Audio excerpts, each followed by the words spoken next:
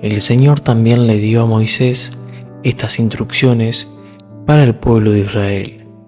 Cuando un hombre o una mujer haga el voto de nazarerato, consagrándose al Señor de un modo especial, durante todo el periodo de su consagración al Señor no debe probar bebidas fuertes, ni vino añejo, ni vino recién hecho, ni mosto, ni uvas pasas.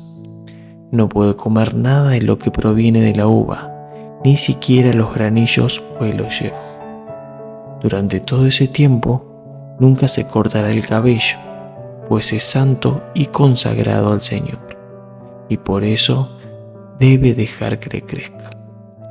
Tampoco podrá acercarse a un cadáver durante el tiempo de su voto, aunque se trate del cuerpo de su padre o de su madre, hermano o hermana, pues su voto de consagración sigue teniendo efecto y está consagrado al Señor durante todo ese tiempo.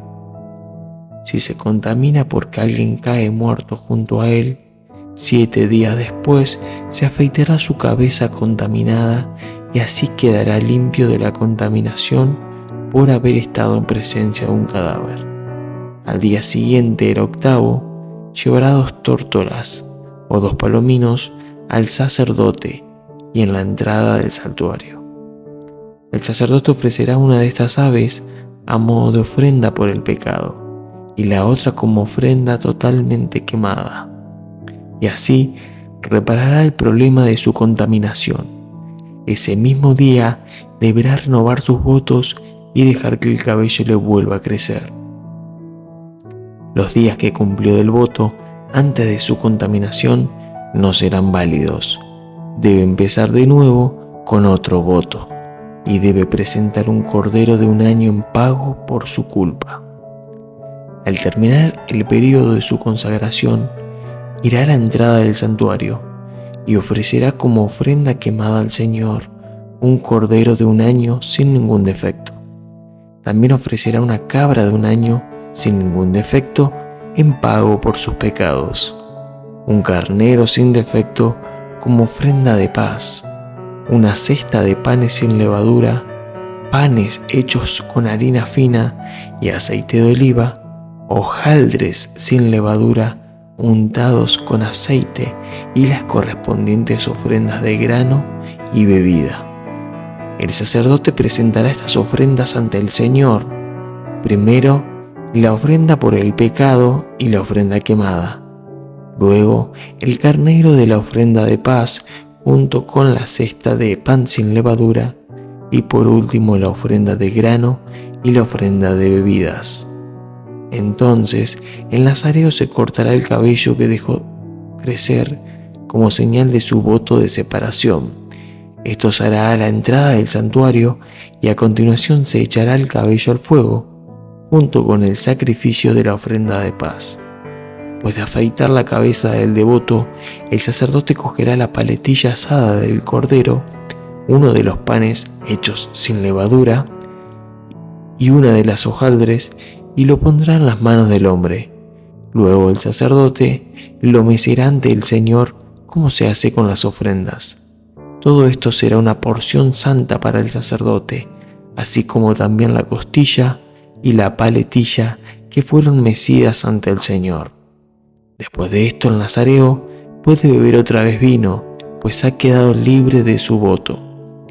Este es el reglamento para el nazareato y para sus sacrificios al terminar el periodo de la dedicación especial. Además de estos sacrificios, debe traer la ofrenda que prometió cuando hizo el voto de hacerse nazareo. Luego el Señor le dijo a Moisés: diles a Aarón y a sus hijos que cuando bendigan al pueblo de Israel, lo hagan con esta bendición. El Señor te bendiga y te guarde, que el rostro del Señor resplandezca sobre ti, que Él te sea propicio, te muestre su favor y te dé su paz. Así es como Aarón y sus hijos invocarán mis bendiciones sobre el pueblo de Israel y yo los bendeciré.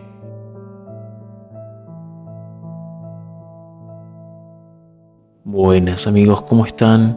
Espero que muy pero muy bien. Bueno, lo que estábamos compartiendo hoy, hermosa palabra, quizás un poco difícil de asimilar, pero bueno, hay que ubicarse un poquito en contexto, ¿no? Estamos hablando del Antiguo Testamento, las leyes que debían cumplir las personas que eran apartadas para servir a Dios, entre ellas el voto de nazareato. Sí, había gente que era consagrada de pequeña para Dios. No solamente era que no se cortaban el pelo como Sansón, como otros tantos, sino que la madre y ellos no debían de beber nada relacionado al fruto de las uvas, como vemos, ¿no? A Dios le da esas instrucciones, que no tomen vino añejo, ni mosto, ni uvas pasas, nada. Pero hace ese tiempo nunca se cortará el cabello, pues es santo, consagrado al Señor, y por eso tiene que dejar que le crezca. Bueno, hay más medidas con respecto a que no se puede acercar a un cadáver, aunque sea el padre, la madre que haya fallecido, no puede tener ningún tipo de contacto, ¿sí? Porque él está consagrado al Señor durante todo ese tiempo. Bueno, después del ejemplo que si por casualidad se contamina porque alguien murió junto a él, 7 días después se tiene que afeitar y así va a quedar limpio. Pero el octavo ya tiene que llevar tórtolas o palominos como ofrenda. Y ahí dice los pasos que tiene que seguir el sacerdote con la ofrenda, y tiene que renovar los votos al nazareo y dejar que el cabello le vuelva a crecer. Los días que cumplió el voto antes de la contaminación no serán válidos, así que empieza de nuevo su consagración al Señor, ¿sí?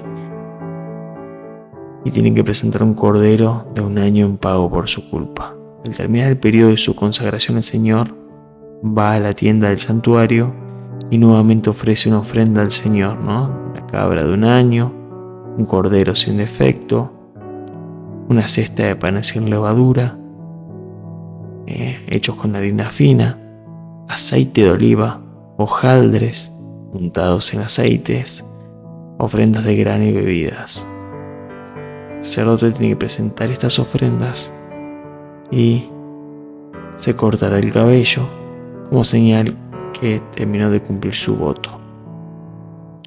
Después de ahí podrá participar o tomar vino, pues ha quedado libre de su voto. Bueno, prácticamente lo que vemos acá son un montón de normas, reglas que debían de cumplir para estar separados para Dios, ¿no?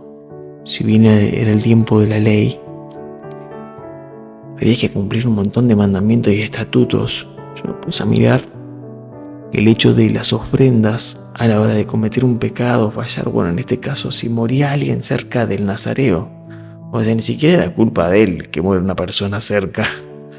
Pero bueno, en el caso de que pasara eso y para no estar contaminado, ya que él estaba apartado para Dios, tenía que llevar un montón de ofrendas. Si lo vemos desde el punto de vista económico, hoy era un montón de plata, porque eran 2 animales, que un cordero, que una cabra, que 2 palominos, que las ofrendas de grano de bebida, los panes sin levadura, los panes con harina fina, un montón de cosas. Pero ¿qué pasaba? Significaba ofrendarle a Dios algo que te había costado realmente.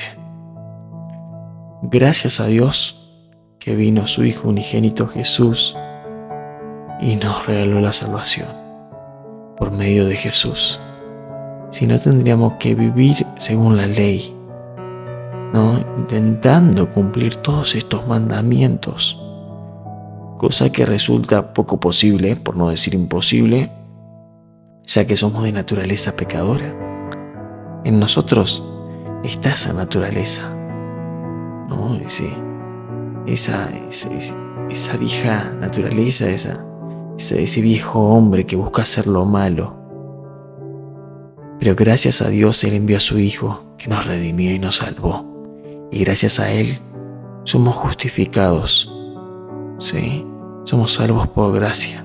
Si no, imagínense una vida que a medida que fallábamos teníamos que ir a ofrendar y pedirle a Dios que nos redima de esos pecados, que nos cubra de esos pecados. Pero bueno, gloria a Dios que estamos en tiempo de la gracia.